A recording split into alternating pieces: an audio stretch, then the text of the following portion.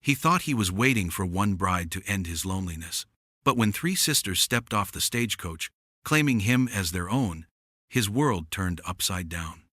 Which one holds the key to his heart? And what secret binds them all together? The sun baked the prairie in a haze of gold as Elias Carter rode his bay gelding toward the small depot of Willow Creek. The town wasn't much more than a cluster of wooden buildings and a water tower, but today it felt like the center of the world. For months, Elias had counted down to this day, the day his mail-order bride was due to arrive. He patted the inside pocket of his vest, where her letters still rested, edges worn soft from rereading. Clara, she had signed. Her script was careful, almost shy, but her words carried warmth. I long for a home, for the sound of wind in the grass, and the smell of bread on the hearth. Elias had clung to those lines during long, lonesome nights, imagining the life they might build together. The depot platform creaked under his boots as he tied his horse to the rail. Other townsfolk lingered nearby, curious, whispering. They all knew why Elias was here. A man didn't ride into town in his Sunday coat unless it was important. He ignored their stares, his jaw tight with both nerves and pride. The whistle came faint at first, then louder, until the train burst into view in a roar of smoke and steel. Elias's heart thudded. He straightened, tugging his hat brim lower against the wind. This was it. This was the start of something new. The train hissed to a halt. Doors clattered open. Passengers spilled onto the platform. Merchants with satchels, families clutching children, a traveling preacher tipping his hat. Then Elias saw them. Not one woman, but three. They stepped down together, skirts brushing the dust, their faces flushed from the long ride. The first was tall and composed, with a steady gaze that seemed to weigh and measure everything around her. The second was slighter, carrying a bundle of sheet music, eyes soft and uncertain but kind. The third, barely more than a girl, had fire in her movements, chin lifted as though daring the whole town to question her. The eldest spoke first. "Are you Elias Carter?" Elias nodded, though his voice caught in his throat. "I am." She drew a breath, as though bracing herself. "Then we belong to you," she gestured to her sisters. "All of us." A ripple went through the onlookers, whispers rising sharp as needles. Elias's hand tightened on his hat brim. He searched their faces, bewildered. "There must be some mistake. I sent it to a bride, just one." The youngest smiled, not kindly, but with mischief. "The letter reached us all. We answered together." The middle sister clutched her music closer, her voice barely above a whisper. "We had no choice but to come." Elias's chest tightened. This was not what he'd imagined, not the quiet arrival of a single bride ready to share his solitude. Instead, three pairs of eyes looked at him, each with expectation, hope, and something unspoken. For the first time in years, Elias Carter had no idea what to do next. If you think one bride could change a man's life, wait until you see what happens when three sisters declare they all belong to him. Elias Carter stood rooted to the platform as the three women adjusted their bonnets against the prairie wind. Around them, townsfolk whispered like dry grass in a breeze. He felt every eye boring into him, waiting to see what he'd do. The eldest broke the silence first. She had a quiet authority, her voice clear as church bells. "I am Clara.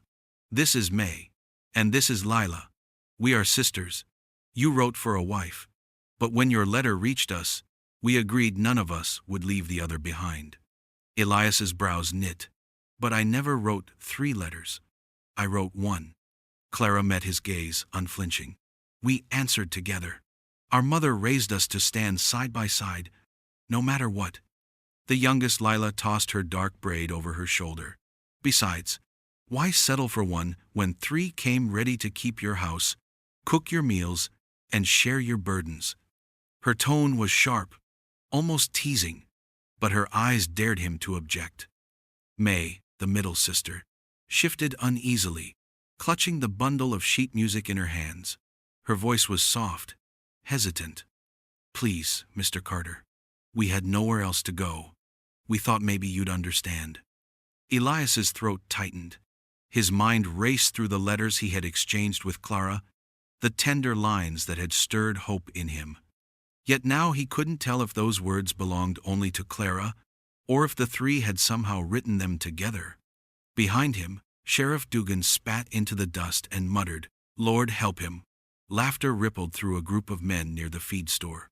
Elias felt his ears burn. He turned back to the sisters, his voice rougher than he meant. "I can't marry 3 women. That ain't lawful." Clara's lips pressed thin, but she gave a small nod. "We know. We don't expect vows this very hour. But we came a long way, with no family left but each other. If you'll allow us, we'll earn our keep until you decide what's right." The town's judgmental stares bore down, but Elias's conscience struck harder. He could not, in good faith, leave 3 young women stranded. He had called for 1 bride, and fate or folly had delivered 3. "Fine," he muttered at last. "You'll come with me, but only until I sort this out." Relief flickered across May's face. Lila smirked, victorious. Clara simply inclined her head with quiet dignity. Together they lifted their bags, following Elias toward the waiting horse and wagon. As they climbed aboard, Elias caught himself glancing at them. Clara steady as stone, May gazing dreamily at the open sky, Lila grinning as if she'd already conquered his ranch. His stomach knotted. This wasn't what he'd planned, but he could no longer send them away. The wagon creaked into motion, carrying them all out toward the wide prairie horizon. A single promise had brought them here, but Elias knew this was only the beginning of something far more complicated. The wagon wheels crunched over the dry earth as Elias guided the team of horses up the rise to his homestead. The ranch spread wide beneath the late afternoon sun-faded barns, a corral with half-mended rails, a house weathered gray by years of wind and silence. To Elias, it had always been enough. To the 3 women seated behind him, it was a beginning. Clara was the first to take it in, her steady eyes scanning every detail. "It's a good place," she said softly.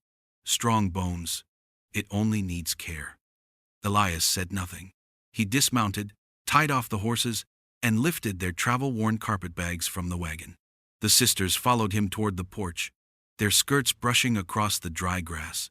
He noticed how carefully May stepped, as though she were entering a chapel. Lila bounded up the steps 2 at a time, impatience written in every stride. Inside, the house smelled of dust and pine smoke. Elias had left it neat but plain bare floors, a wooden table, a few chairs, and shelves lined with ledgers instead of trinkets. Years alone had stripped the place down to necessity. Clara set down her bag and ran a hand over the table's scarred surface. "We'll scrub this till it shines." Without waiting for permission, Lila pushed past her into the small kitchen. "If you've got flour and lard, I'll have biscuits baking before sundown. A man shouldn't live on jerky and beans." Elias frowned, but she already had the cupboards open, inventorying his stores. Meanwhile, May drifted toward the hearth. She drew a folded sheet of music from her bundle and traced the notes with her finger as if to steady herself. The quiet humming that followed filled the room like a breeze through tall grass. Elias paused, caught by the sound. It had been years since a woman's voice had graced these walls. By the time he gathered himself, Clara was sweeping with brisk strokes, sending dust into the late sunlight streaming through the windows. Lila clattered pans together, muttering about dull knives and stale flour. May's humming never stopped, rising and falling like a lullaby that softened the sharp edges of the day. Elias retreated to the porch, lowering himself into a chair with a heaviness in his chest. He hadn't invited chaos into his life. Yet, here it was, spilling into every corner of his house. And against all reason, part of him felt lighter for it. When the sun sank low, the smell of biscuits drifted out of the kitchen. Lila emerged, flour smudged on her cheek, grinning as she set a plate on the table. "First meal in your new life," she declared. Clara ladled stew into bowls with calm efficiency, while May lit a lamp and placed her music aside. The room glowed warm, the three of them moving as if they had always belonged there. Elias sat down, the weight of the day pressing hard, yet eased by the unlikely company across the table. For the first time in years, the house felt alive, almost like a home. The night was quiet, except for the restless shuffle of horses in the corral and the occasional creak of the windmill. Inside the house, the sisters had settled into makeshift sleeping arrangements. Clara in the small spare room, May on a cot near the hearth, and Lila declaring the hayloft hers until something better was found. Their laughter still lingered in the rafters, light as the smell of biscuits that clung to the air. Elias sat alone at the kitchen table, lamplight falling across a folded packet of letters. He had read them 100 times before, but now each word felt sharpened, weighted with new meaning. He unfolded the first, written in a careful, almost formal hand. "We three have seen your notice, Mr. Carter, and we believe in what you offer. A home, a life built on honest work. If you choose me, know that I will bring with me not only my own heart, but the bond of my sisters. We do not separate easily." Elias leaned back, rubbing his brow. How had he missed it? At the time, he had taken the "we" as a slip of language, a habit of speech. But now, remembering Clara's steady eyes on the platform, he saw the truth written plain. The letter had never promised only one. The next letter was softer, almost lyrical, the pen strokes round and open. "Sometimes I dream of a place where the prairie wind carries music instead of dust, where a man's hand steadies me as I play. If you'll have me, I will bring a song into your home." That had to be May. Elias could almost hear her humming as he read. The last was brief, the ink dark and bold. "I'm no meek thing to bow my head and scrape, but I'll work, I'll fight, and I'll see to it you never regret your choice. If you're half as strong as you claim, you'll not fear taking on 3. Elias let out a long breath. Lila's fire was all over those words. The truth struck him like a stone. He hadn't been corresponding with one woman at all. He'd been speaking to 3 voices woven together, each letter signed Clara, as though that name alone might shield them. A floorboard creaked behind him. Clara stepped into the lamplight, her hair plaited loosely down her back. She regarded the letters in his hands, her face calm but shadowed with fatigue. "You've read them again," she said. Elias nodded. "Seems I missed what was plain as day." Clara folded her arms, her chin lifting. "We never meant to trick you, but when the chance came, we knew it was our only way out. Father's gone, mother too. The farm was lost. We had nothing but each other. So when your letter came, we answered together." Elias searched her face, but there was no deceit there, only resolve. He set the papers down, feeling the weight of them like stones in his chest. What had begun as hope for one companion had become something larger, more complicated. He no longer doubted their honesty. The real question now was whether his heart and his house could hold all 3. By the next morning, word had spread through Willow Creek like fire on dry grass. Elias Carter had not one bride, but 3, and he'd taken them all back to his ranch. The story grew with each telling. Some said the sisters were schemers, others that Elias had planned it all along. When Elias rode into town for supplies, he felt the weight of every stare. Women shook their heads from behind laundry lines, and men leaned on fence rails, grinning with knowing smirks. At the general store, Mrs. Grady clucked her tongue as she rang up flour and coffee. "Quite a houseful you've got yourself," she said, sliding his purchases across the counter. "I suppose one wife wasn't enough?" Elias kept his tone level. "I sent for 1. 3 arrived. That's the truth of it." She raised her brows, unconvinced. "Well, truth or not, folks are talking. A man's reputation is a delicate thing, Mr. Carter. Best keep that in mind." Outside, Sheriff Dugan tipped his hat but couldn't resist a grin. Might be you're the luckiest or the unluckiest fella in the territory. Time will tell. Elias tightened his grip on the reins of his gelding. He wanted no part of their gossip, yet he knew it would cling to him like burrs. What mattered now was how he handled the 3 women under his roof. Back at the ranch, the sisters had already set themselves to tasks. Clara was hanging wash on a line she'd strung between 2 fence posts. Lila was in the corral, sleeves rolled up as she argued with a stubborn mare.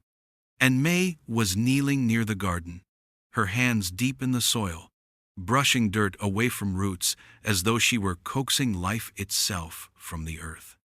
Elias unloaded the wagon, and when he glanced up, May was watching him. She rose, brushing her skirts free of dust, and approached with a hesitant smile. "Do they think poorly of us?" she asked. Her voice was quiet, but it carried in the open air. Elias hesitated. "They think poorly of me. That's enough." Her eyes lowered, fingers tightening around the folds of her dress. "We never meant to cause harm. It's only, Clara would never leave Lila, and I couldn't leave Clara. We've always been bound together. Without her, I'd be—" She cut herself short, swallowing the rest. Elias studied her face. There was a gentleness there, a softness that contrasted with Lila's fire and Clara's stern resolve. He realized then that May wasn't just following her sisters. She was searching for a place where she could belong, where her voice might matter. "You'll find no harm here," he said at last, his tone steady. "Let the town say what it will. What happens on this ranch is mine to decide." May's smile flickered like sunlight through leaves, brief but genuine. Then she turned back to the garden, kneeling once more, humming under her breath. The tune drifted on the wind, carrying with it a fragile kind of hope. Elias stood a moment longer, listening. For all the noise and judgment of Willow Creek, here at the ranch, he heard only her quiet song, and it steadied him. The ranch settled into a rhythm over the next week, though it was not the steady rhythm Elias had known in years past. Where once his mornings had been silent coffee, chores, the low murmur of cattle, now voices filled the air, each sister pressing her will in a different way. Clara rose first each day, her hands already busy with bread dough before Elias came in from the barn. She spoke little, but her eyes followed everything, weighing whether the house was orderly, whether Lila's wildness or May's distractions would slow the day's work. She carried herself with the certainty of someone who believed duty alone could hold the world steady. May often drifted into her tasks slowly, humming as she mended clothes, or paused in the middle of washing to scribble notes on scrap paper. Music seemed to flow from her without effort, but Clara's sharp reminders, "May the shirts first, then the song," made her flinch like a child scolded at school. Elias noticed, and though he said nothing, he found himself lingering when May's voice rose soft in the kitchen, a balm against the weight of the day. Lila was a storm unto herself. She tackled chores with fierce energy, daring Elias to match her. One afternoon, she strode into the corral, tossed him a rope, and declared she could break the untrained bay colt faster than he could. Elias had refused at first, but Lila's grin and stubborn spark pushed him into the contest. The colt had thrown her in the dust twice before Elias stepped in, steadying the horse with quiet patience. When the animal finally calmed, Lila brushed dirt from her skirt and laughed. "Maybe you're worth marrying after all," she said boldly, loud enough for Clara to hear. That evening, tension thickened around the dinner table. Clara's spoon clattered against her bowl as she set it down hard. "A wife should be more than a taunt or a dare," she said, her gaze cutting toward Lila. Lila leaned back in her chair, smirking. "And a wife should be more than a scold. If Elias wanted a schoolmistress, he would have sent to Boston for one." May's voice broke the sharpness, quiet but firm. "Please, stop. We didn't come here to fight each other." She looked at Elias, her eyes full of worry. "You must think us foolish." Elias's fork paused midway to his mouth. The weight of 3 women's expectations pressed on him like the roof beam of the house itself. He saw Clara's steadiness, May's softness, Lila's fire, and he wanted none of them to be diminished by the others. "I think you're all trying to find your place," he said slowly. "And so am I." The words silenced them, though not for long. After supper, Clara lingered to wash dishes with Elias. She did not meet his eyes, but her voice was low. "You need a partner who can hold this house together. That's me." Later, as the lamp burned down, May left a folded scrap of music on the table for him, notes of a song she had written, and before bed, Lila brushed past him in the hall, her shoulder grazing him. "One day, you'll see who truly belongs here," she whispered. Elias lay awake, long after they slept, the echoes of their voices pulling at him from 3 directions, each one impossible to ignore. The prairie sky darkened without warning, rolling in heavy clouds that turned the afternoon to dusk. By the time Elias finished mending a broken rail in the corral, the wind had picked up sharp and restless, rattling the loose shutters on the house. He led the horses into the stable just as the first crack of thunder split the horizon. Inside, the sisters hurried to shutter windows and gather lamps. Clara moved with brisk efficiency, securing the front door and checking that the fire was well stoked. May's hands trembled as she lit a second lamp, the flame flickering weakly before it caught. Lila, ever defiant, stood at the window, her face lit by the streak of lightning that flared across the sky. "You'd think the heavens were testing us," she said, her tone half thrill, half challenge. Another boom rattled the walls, and May flinched, dropping the matchbox. Elias crossed the room and picked it up, his hand brushing hers. Her eyes met his, wide with fear, and he gave a small nod. "It'll pass," he said, steady and calm. But the storm only grew worse. Rain lashed the windows, the roof groaned, and the wind howled like a beast circling the house. Lila finally left her post at the window, pacing like a caged cat. Clara, for all her composure, pressed her lips tight and kept checking the latch on the door. When the thunder struck directly overhead, May let out a cry and covered her ears. Without thinking, Elias reached for her, drawing her close. She trembled against him, her humming voice breaking into silence. Across the room, Clara's eyes flickered, a storm of their own building behind her steady gaze. "Fear doesn't make you weak," Elias said, his voice carrying over the roar outside. "It just reminds you you're alive." May pulled back slowly, her cheeks flushed. She offered a small, trembling smile, and then, almost without thought, began to sing. The notes were soft at first, fragile against the thunder, but they grew steadier with each line, filling the room with something warmer than the firelight. Clara paused in her pacing, listening. Even Lila stopped, arms folded, her defiance tempered by the melody.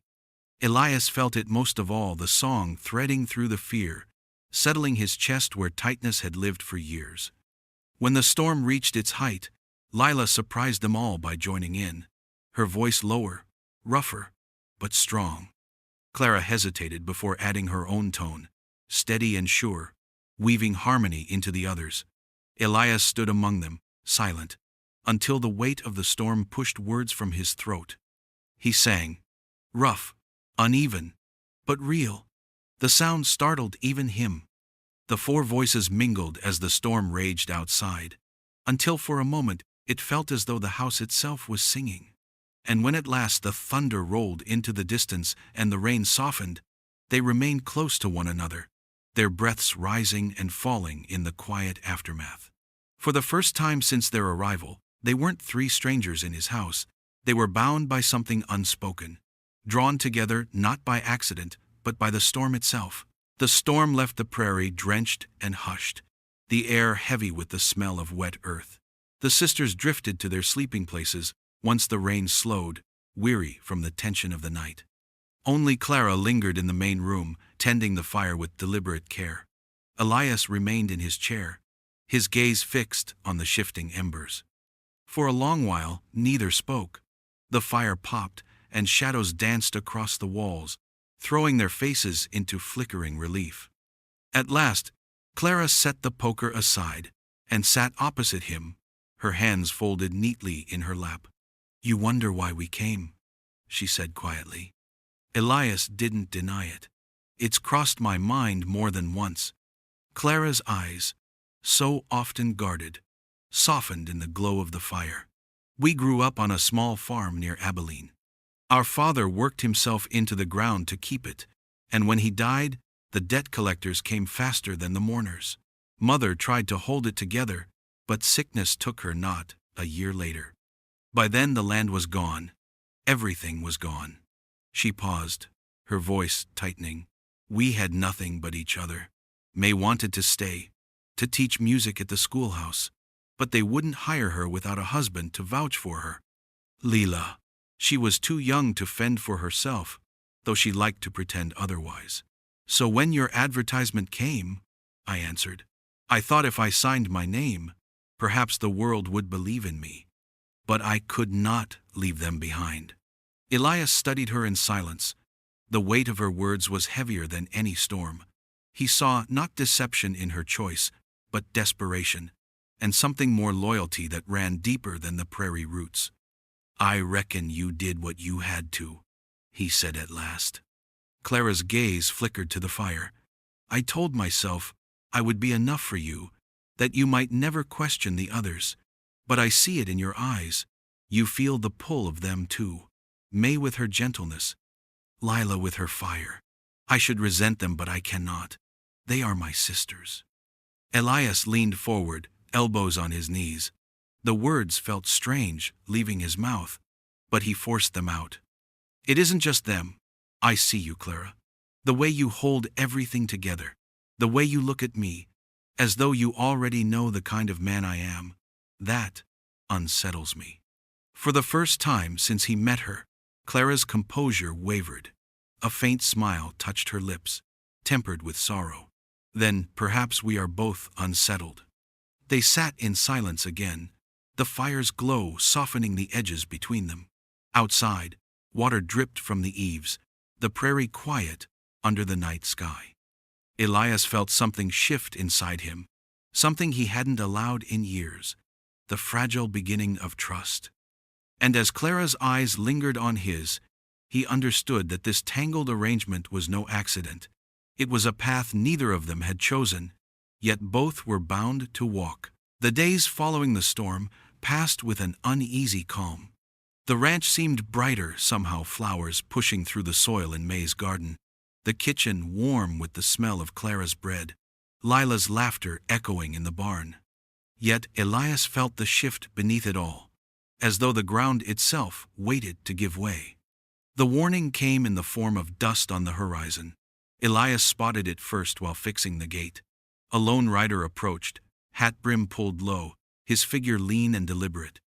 By the time the man dismounted in the yard, Clara had stepped onto the porch, her posture rigid, while May and Lila hovered behind her. The stranger tipped his hat politely, though his eyes were sharp as flint. "Afternoon. My name's Greeley. I'm looking for 3 young women sisters. Wouldn't happen to know where they are, would you?" Elias met his gaze without blinking.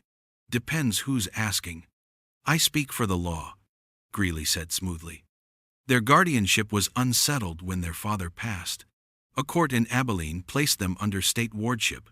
They're not free to run off into the wilderness and tie themselves to the first man who sends a letter." May gasped softly, clutching at Clara's sleeve. Lila bristled, stepping forward. "We don't belong to the state," she snapped. "We belong to each other." Greeley's smile was thin. "That's not how the law sees it." He glanced at Elias. "And if you're harboring them, you could be charged for it."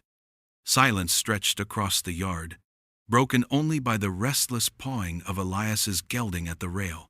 Elias felt the weight of choice pressing down on him. The easy answer would be to hand them over, wash his hands of the whole affair, and let the law claim what it said was its right.